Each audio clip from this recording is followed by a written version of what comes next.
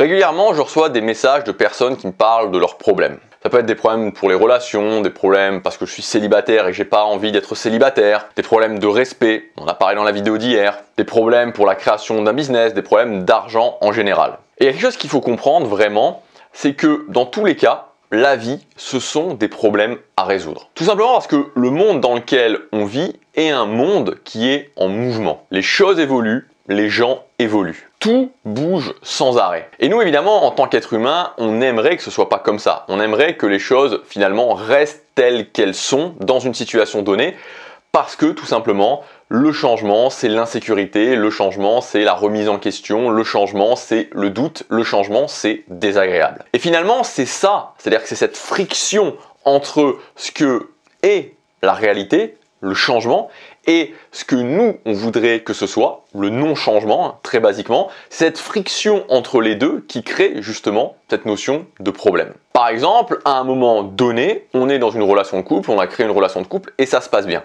Et puis, le temps passe et on change, la personne avec qui vous êtes change, la personne avec qui vous êtes évolue et même si c'est pas fondamentalement de votre faute, très clairement, voilà, la relation de couple ne correspond plus aux besoins de cette personne et elle s'en va. Et évidemment, quand ça se passe comme ça dans notre vie, quand on est dans une relation de couple et quand pour nous ça va, quand pour nous ça nous convient mais que l'autre personne part, c'est un petit peu une détonation vraiment dans notre vie et donc on peut dire que clairement ça nous cause des problèmes. Et ça, c'est un exemple un peu cliché dans le sens où ça peut tous nous arriver et ça nous arrivera probablement à tous, mais c'est exactement pareil pour tous les domaines de vie. Alors, déjà pour commencer, je voudrais vous dire qu'il y a une bonne nouvelle. La bonne nouvelle, c'est que, et je pense que c'est le cas de la plupart des gens qui sont en train de regarder cette vidéo, la plupart des gens qui me suivent régulièrement, toi qui me suis régulièrement, c'est que si vous êtes sur ce chemin d'améliorer activement votre vie, de prendre des actions pour améliorer votre vie, la changer dans le sens que vous voulez, alors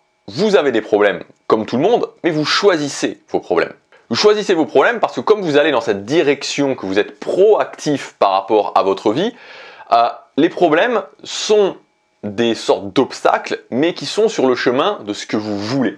Et ça, c'est déjà une très bonne nouvelle, parce que vu qu'il y aura des problèmes pour tout le monde, autant au moins que ces problèmes que je dois gérer me permettent d'aller sur le chemin que je veux. Parce qu'il n'y a rien de plus fatigant, éreintant, que de devoir gérer des problèmes qui arrivent sur moi comme ça, sans que je les ai choisis.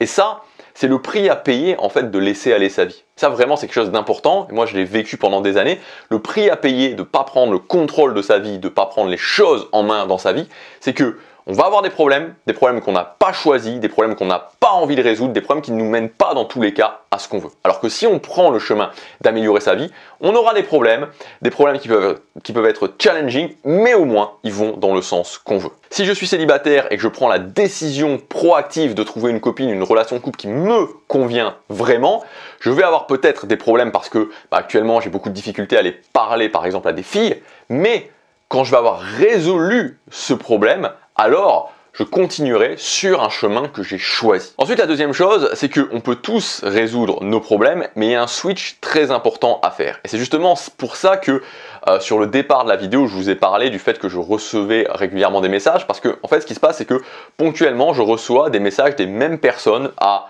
parfois quelques semaines, parfois quelques mois d'intervalle, où ils me parlent des mêmes problématiques. Ça peut être par exemple des problèmes de relations. Ça peut être par exemple, voilà, à la rentrée, après le retour de vacances, en septembre ensuite, en janvier, voilà, je retourne dans mon environnement de travail, avec les collègues ça va pas, etc., etc. Et ce problème-là pourrit la vie de ces gens-là. Et donc, ce qui est très important par rapport à ça, c'est vraiment, en fait, de switcher dans le sens où, pour commencer, bien sûr, il faut admettre qu'il y ait un problème.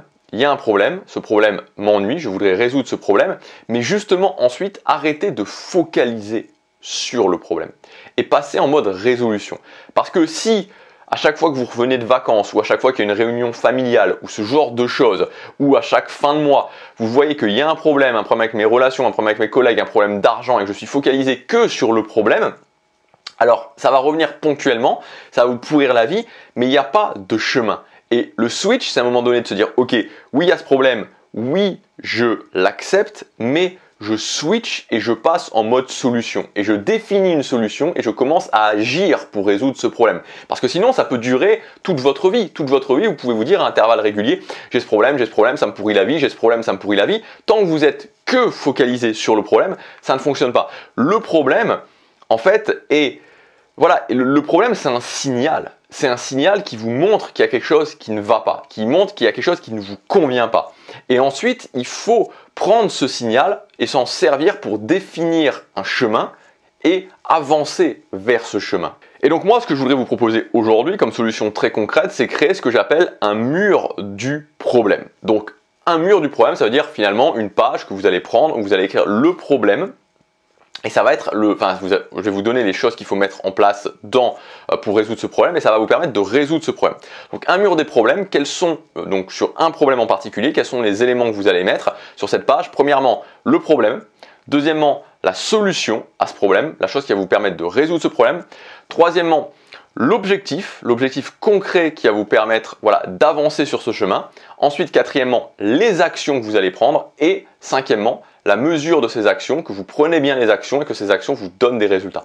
Donc voilà, moi je vous invite à faire ça dès maintenant pour votre problème principal. Si vous avez un problème qui vous pourrit la vie, de faire ça, de créer votre mur des problèmes avec le problème, la solution, l'objectif, donc la solution qui me permettrait de sortir de ce problème, l'objectif qui est relié à cette solution, les actions, la notion de mesure et de commencer à faire ça. Et vraiment à partir du moment... Et ce qui est important dans ce switch à faire, c'est qu'à partir du moment où vous avez fait ça, vous devez défocaliser du problème. C'est-à-dire que votre attention ne doit plus être sur le problème de relation, problème de couple, problème de célibat, problème de finances personnelles. Ok, c'est bon, je défocalise du problème et je me concentre sur la prise d'action. Et c'est la prise d'action, ce que je fais, qui doit être mon focus principal. J'espère que cette vidéo vous aura aidé. Si vous voulez aller plus loin, vous avez plusieurs ressources dans la description. Vous avez notamment mon planeur qui me permet de planifier mes objectifs, de planifier mon plan d'action, de planifier ma vie en général sur une année, sur un trimestre, sur une semaine et sur une journée.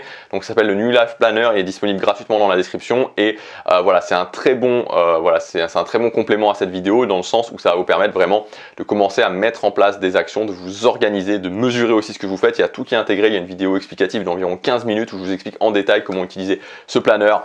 C'est dans la description. Il y a aussi d'autres ressources auxquelles vous pouvez accéder. Je vous laisse regarder ça. Je vous dis à demain pour la prochaine vidéo. Passez à l'action. Chaque jour compte.